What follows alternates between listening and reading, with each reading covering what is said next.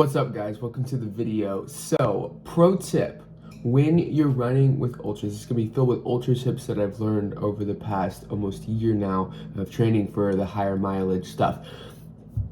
Petroleum jelly, guys, on everything. Your thighs, especially. Here's one that I didn't think about that wrecked me during my first 50 miler. Right here, under the lat, right there. You gotta smother that bad boy. No reason to do anti-chafing cream. Just put this stuff. Just put it everywhere. All right, homies, we're lubed up, we're suited up. Let's go get our pack ready. Oh, but Haley wants to get up first. Side maneuver. Haley, what are you doing? Hi, mamas. Good morning. You want to touch my hand? No? You're in a mood? Hello? Hello? Do you want to come here? Oh. Alright, guys, so first thing we're going to do is hydration. This is Formula X. I can't tell you what it is. What I can tell you is this. When I run, especially on my long runs, I've always had to put in multiple powders, multiple things to get everything I need to feel like I'm going to thrive on the run. Now I don't have to. So this is about 3 servings of Formula X, which is going to be plenty for 22 miles. So normally I would measure out a serving. Haley, she's tripping, dude. I would measure out a serving, but I'm just gonna pour this up in here, just like that. That's 3 servings. We're gonna fill it up with water, call it a day. And as far as food, we've got 1 BP and Field Bar. I like this because it has a lot of healthy fats. This is something that I usually eat when we go on the longer runs. It's okay to practice eating solid food. It's helped me a ton with acclimating to digestion while on the longer run. So 20 milers, I usually am gonna pack something solid. So we're gonna do a real Field Bar. It's got 20 grams of carbs. Remember, as a ketogenic low endurance athlete, we're shooting for roughly 15 to 20 grams of carbs per hour. We're gonna be at that for about 3.5 hours. So we probably want roughly 70 grams of carbs for the entire run. Put that in perspective, most endurance athlete runners are going to put in around 400 grams of carbs during a run like this. So we are definitely way under that threshold, not even close, very much ketogenic level. And then we've got these 2 UCANs, which are slow resistance starches. So I'll take one of these like mile 3, one of these mile like 8 or 9, and then I'll pop this like mile like 14. And yeah, so we're going to carry them in this bag. And then, sorry, I'm doing clockwise. I wanted to show you all this. These are my running shoes. These are Asics all-terrain trail runners. I love them. These are what got me 12th place overall, my first 50. Great pair of shoes. Also, if you don't want to spend all the money on waterproof shoes, these were $70. Just an idea. It was $70.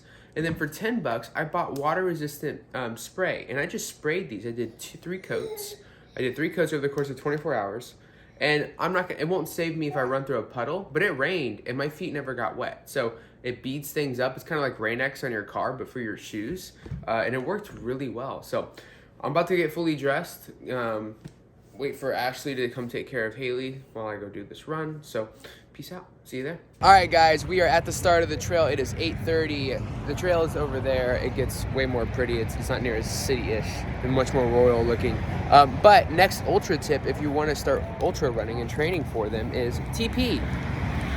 And maybe this is actually a good piece of advice for anybody running over 6 miles. Don't make it weird. It's already weird that we're torturing ourselves for miles on end for our own pleasure, okay? It's not weird. Just carry the toilet paper, and if you gotta go, make sure you have something to wipe. You do not want to use leaves. I've done that. No. All right, guys, here we go. Let's go. Something I want to talk about early on, because I'm not going to want to talk about this later, is tip number 4, I think, is nasal breathing. Obviously something I'm not doing right now because I'm talking. But I think one thing runners really get wrong from the beginning is they don't practice controlling their breathing. So something I heard on a podcast that I really enjoyed a while back was when you breathe in and you breathe out through your nose, you should have 4 strides per exhale. So every time I exhale, by the time I'm done exhaling, I should have taken 4 steps. So It should be constant. I notice a direct difference when I nasal breathe in my heart rate, how fast I run, all that. Nasal breathing is so powerful. Second thing, guys, one of the biggest mistakes I see people do is because they start too strong. They train way too hard at the beginning and they cause themselves so many issues because they're trying to lose weight or they're just looking at cardio wrong. And they're like, I just need to bust out the miles. Nah, fam. 80% of your runs should be under your aerobic threshold. Easy pace. My goal is to keep my heart rate under 150 for almost all of this run. In the last 5 miles, I'm gonna finish strong. But I wanna keep my heart rate around 140. Even if that means I walk some. So even if that means you're walking some of your run, that's okay. You have to realize harder during training is not always better. And it might inhibit you from going hard during the actual race. So just keep that in mind. All right, guys, so I kind of wanted to show y'all what I'm running through right now to give you an idea of what it looks like. So check this out. Look at this. It's gorgeous. Sorry for the sun. Oh, there's a step. Yeah. Look at that.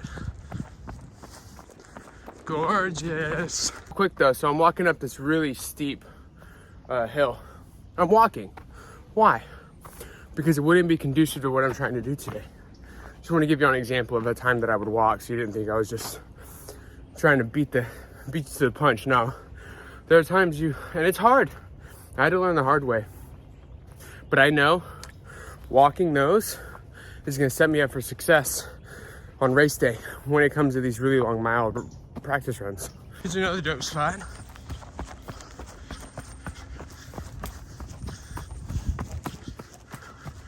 Woo! Check it all out.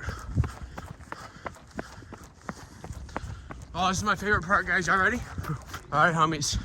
This is my favorite part. Is going up this hill and seeing this. Look at this. Look at it. Look at the gore. It's much better in the spring, but I mean, who doesn't want to run in this? It's amazing.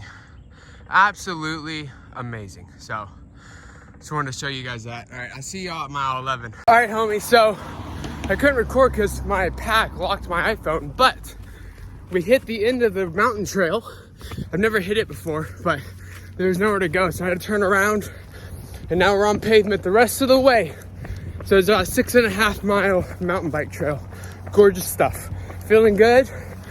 Really happy with the run so far. Really took my time in that first 6 miles. Aerobic pace is good. Heart rate's 140, 145.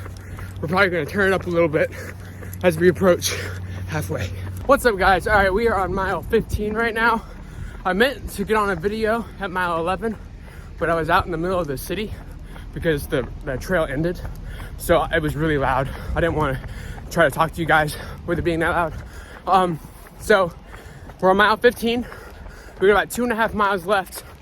And then once we hit mile 17, we're going to do what's called finish strong, which basically it's just a tempo run. So the way that I have found to be the most productive for ultra marathon athletes or ultra endurance athletes is, remember, it's 80 aerobic, 20 anaerobic. So how I get part of that anaerobic state in is during my long runs, I keep it easy pace for 85% of it.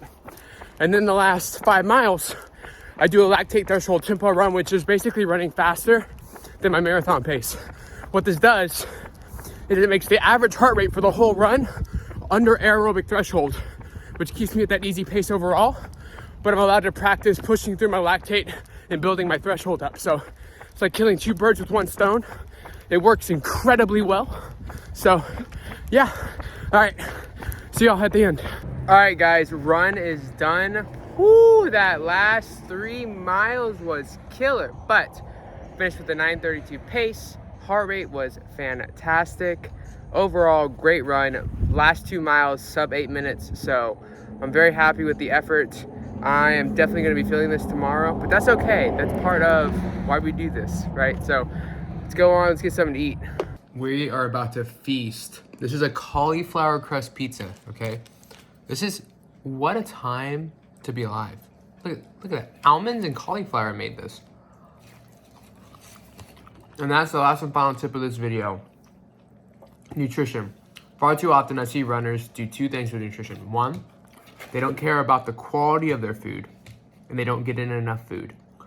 They think that because they burn a bunch of calories, they can eat whatever they want. And they really hinder their ability to recover. They hinder their ability to tap into energy. They hinder their body's ability to keep hormones balanced. Quality matters. Food quality matters, micronutrients matters. And the second thing is they don't get enough food in.